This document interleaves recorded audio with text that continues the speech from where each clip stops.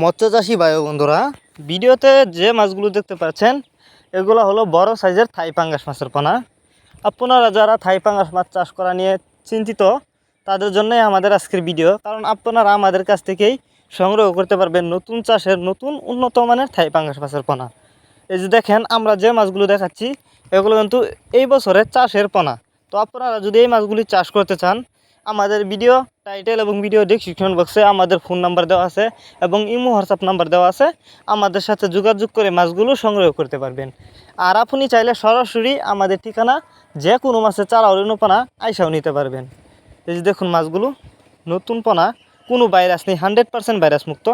আর এই মাছগুলো আমরা পিস হিসাবে বিক্রি করতেছি। আর এই মাছগুলো যদি চাষ করেন তাহলে অবশ্যই খাবার দিতে হবে ভাসমান ফিড, যে খাবারটা দেখতে পারতেছেন এটা খাওয়ালেই হবে। এরপরে আপনি চাইলে খৈলে খাওয়াতে পারবেন। এই যে দেখেন এক সাইজের পোনা, কোনো বড় ছোটো নয়।